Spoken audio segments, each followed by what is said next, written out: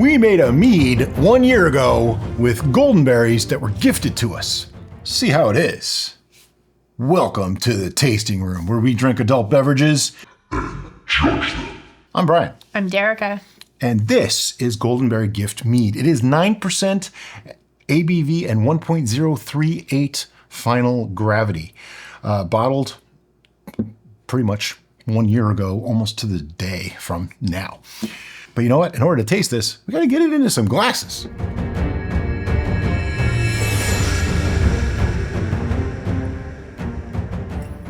Alrighty. So, right off the bat, It's like a dark... looks like whiskey. I say that a lot, but it really does. It looks like deeply steeped tea. Okay, I can go for that. Yeah, it's got almost a reddish tint to it. Yep.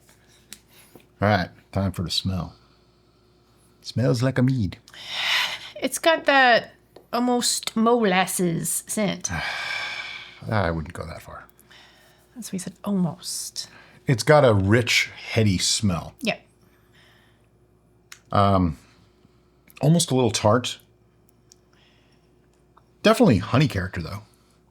Yeah, at first I was getting kind of an earthy note, but now I'm getting more of the honey. Yeah. It's like, there is kind of an earthy note, though. It's just a touch of it. Yeah.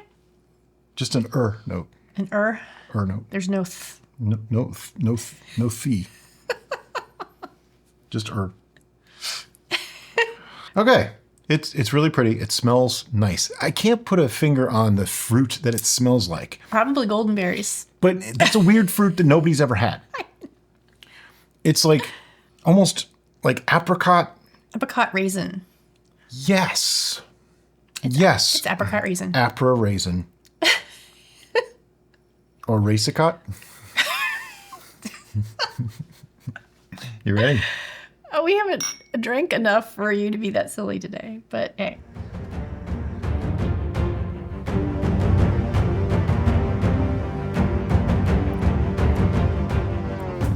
Wow. On the palate, there is a lot going on. That is a roller coaster ride right there. I'm getting the honey. I'm getting like a warming sensation on my tongue that is way beyond the 9% ABV. So I think it's just part of the flavor profile that makes you feel...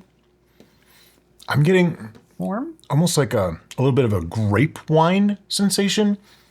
The raisiny character comes through, but in a really nice way. Like sometimes raisin can be way overpowered.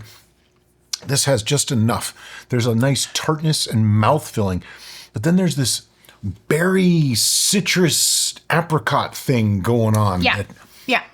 Oh, wow. Goldenberries, when fermented with honey, end up tasting like you took a bunch of different dried fruits and threw them in there rather than just one. This is an experience. This is a sipper, not a chugger. Yeah. Without a doubt. Even at 9%, there's so much going on. It's so many layers of complexity here. This is an ogre and an onion combined. It's an ogreonion. Ogreon? An ogre. It's an ogre, yeah. She said I haven't drank enough to be this silly. I can be this silly without even drinking. It just doesn't usually happen. That's true. But this is really nice. I don't remember liking this so much when we first made it. Now, you might think 1.038, really sweet. Well, I feel like the goldenberry is so potent that you need to have that extra honey to make it still taste like a mead. It's very mouth puckering. Yeah. So that's tannins. And I get the acid component coming through. The citrusy... I love acidic brews like this. Yeah. When they have a nice sweetness to balance it. If it just comes across as acid, acid, acid, I don't like it at all. This has it all balanced together. So it's kind of like this. If you think about it, if you have just a little bit of tannin and a little bit of acidity, you need a little bit of sweetness to balance those out. But if you have a lot of tannin and a lot of acidity, now you need a lot of sweetness to balance those out so that it's not so just sweet or just tannic or just acidic. So in this case, we ended up adding quite a bit of everything, making it very big and powerful, juicy tasting. Like this is juicy. Sure.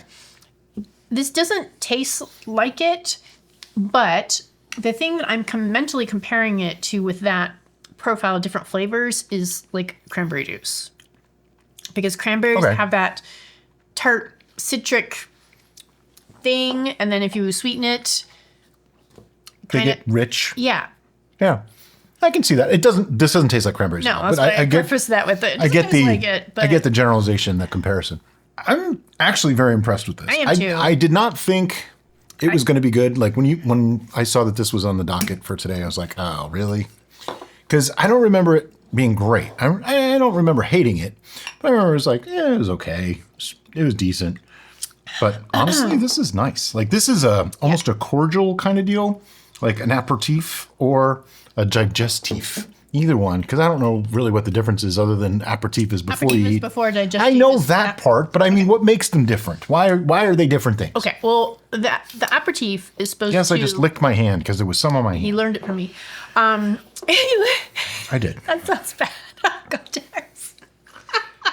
She has a tendency to lick, like if there's a drop on her forearm, she'll, Yeah, like, really good sauces. You don't want that sauce to go to waste. Anyway. So the aperitif is intended to enliven your palate, to wake up your senses and prepare your palate to receive the good flavors that are in the food. Where a digestif helps with is supposed to help with digestion and try to calm things. So like if you have something really spicy or overly fatty. You know what? I'm calling bullshit on both of them.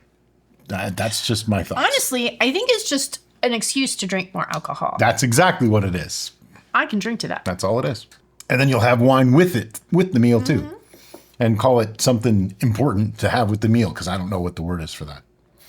It's the food pairing. I could see this with food. I could see this with food. I could see this mulled. Yeah, mulled, this would be hot really good. And with just a touch of spice. You don't have to spice it too much. This would there's lovely. words that I don't use very often. Jammy is one of them. This has that jammy quality, raisiny, but really the raisin is very slight. It's mostly like on the 3/4 to end palate. Just that slight tartness the raisins have kind of at the end. But it's the maturity too that we get from dried fruits. Oh yeah. Yeah. Which it was all dried. These were dried. So I'm not surprised that it's there. The fact that this is one fruit and one honey is surprising. Yeah, it feels way more complex than that. Like I would expect, I get date from this. Yep. I get plum. I get grape. Definitely the apricot. Raisin, for raisin. Just so many fruits are coming through on this. It's really, really impressive. Now, sultanas are raisins, but they're like fancy raisins, right? They're white raisins. But they have a slight different flavor profile. Sure. Yeah. I mean, they've been sulfited too. Okay. Well, I just feel like this is closer to those than just raisins. But I think, I'm getting sun-made raisin. But I think it's the combination of things. It's definitely a complex fruit note, and I am pleasantly surprised. Okay. So we put scores on stuff. On your screen right now, you should be seeing our scoring system, which goes 1 through 11. Because that's right, ours goes to 11. What you don't see on there is the 0 for things that just absolutely suck. I don't think we've not had many. I don't think we agreed on a 0. Yeah. I think you gave something a 0. I think I gave something a 0. Or I did. One of us did, but I don't think it was the same thing. But anyway, my spoiler for this. I am reasonably certain this is neither a 0 nor an 11. I'm also certain I had tiny little hair on the lens of my glasses. You just see it out of the corner of your eye. It drives you crazy after a while. Anyway. If you wear glasses, you know what we're talking about. Exactly. If you don't wear glasses, good for you. We envy you. If you don't wear glasses and you should wear glasses, don't do that. Make your eyes worse. Yeah. Anyway. All right. You got a number? I'm working on it. All right, I got a number. 1, 2, 3, 8. 9. I was actually debating 8.5. 9. I'm going to stick with 8. I really like this. I think this is very good. This is in the great mead category. Yeah. It's not something that I would reach for often, but I would enjoy it when I did. Yeah, I don't think I would want this in the summer. I feel like this is this is a winter warmer kind of deal. Fall, winter kind of thing. I think with some spices in this, like you say, mold, this would be really, really nice. I think this would be lovely. It needs cinnamon and allspice, and it would be amazing. But I could put cinnamon and allspice on the bumper of a Volkswagen. Sure. And with my obsession with cranberry, I could see cranberry put in with this, or apple put in with this, heated with spices. It up a bit too. It does have a bit of a darkness to it. It lacks, like there's acidity, but it doesn't have that sharpness that you can sometimes get from acidity. It's there in a tang rather than a sharpness. Yeah. And that I think you're right, with the cranberry added to it, might just be exactly what this would need to be even better. Like I think it's already an 8, but it could be much higher. I think you could even do like a cranapple cider with goldenberries, and that would be something to think about too. If you have ever tried goldenberry or you made this exact recipe, let us know in the comments below. And as always, guys, thanks so much for watching and have a great day. Bye-bye.